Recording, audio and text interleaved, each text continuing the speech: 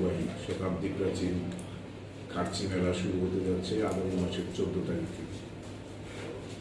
তো যেহেতু এটা একটা বিশাল সময় নিয়ে এই মেলা এবং পুজো অর্চনা হয়, তো সেই কারণে এটার প্রিপারেশনও অনেকদিন আগে থেকেই শুরু করতে হয় এবং সেইভাবে সরকারের সমস্ত দপ্তরগুলোর এখানে ভূমিকা থাকে।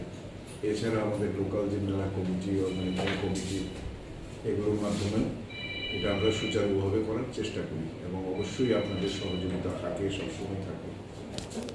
তো এবারও হবে 14 তারিখ 11:30টায় আমাদের মাননীয় মুখ্যমন্ত্রী প্রফেসর ডক্টর মানিক শাহ মহোদয় এটা শুভ উদ্বোধন করবেন এবং উপস্থিত থাকবেন আমাদের বিশেষ অতিথি হিসাবে মিনিস্টার সুশান্ত চৌধুরী মহোদয়।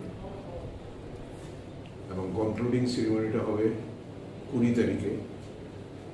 20 তারিখ সন্ধ্যার দিকে হবে, টাইমটা এখনো ফিক্স আমরা করিনি। আরেকটা মিটিং আমাদের মেলা কমিটির হবে, তো জেনারেলি 6:30-7টার দিকে সন্ধ্যায় হয়। তো সেখানেও উপস্থিত থাকবেন আমাদের রতনলাল নাথ মহোদয় মাননীয় মন্ত্রী, থাকবেন শ্রী অনিমেষ দেব বর্মা মাননীয় মন্ত্রী। থিমটা করেছি সবুজই ভবিষ্যৎ, কারণ আগামী দিন যদি পৃথিবী বাঁচতে হয় তাহলে তার ইকোলজিক্যাল ব্যালেন্স, প্রাকৃতিক ভারসাম্য রক্ষা করতে হবে।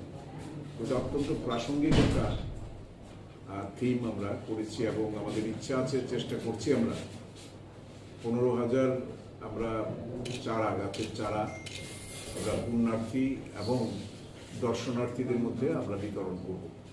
এটা আলাদা একটা অ্যারেঞ্জমেন্ট আমাদের করার চেষ্টা হচ্ছে।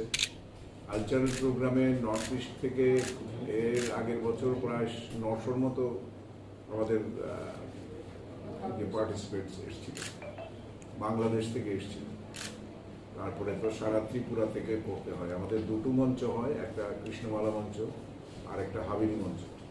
দুটোতেই পর্যায়ক্রমে সারাদিন ব্যাপী চলে এবং মানুষ এইভাবে এনজয় করেছে যে গতবারও প্রায় রাত 2 পর্যন্ত এখানে মহিলারা, ছেলেরা, সাধারণ মানুষ সবাই খুবই এনজয় করেছে। তো এই দিনটার জন্য সবাই অপেক্ষা করে থাকে। এছাড়া আমাদের ফুড কোর্টও হবে, যেখানে ট্র্যাডিশনাল ফুড মিলবে সেটাও। এছাড়া লাইটিং, মন্দির রং করানো, ব্রিজ রং করানো, নাকা পয়েন্ট তৈরি করা, কারণ এটা মানে বিশাল সংখ্যক মানুষের উপস্থিতি এখানে থাকে। 20 থেকে 25 লক্ষ লোক এখানে আসেন, সারা দেশ থেকে আসে।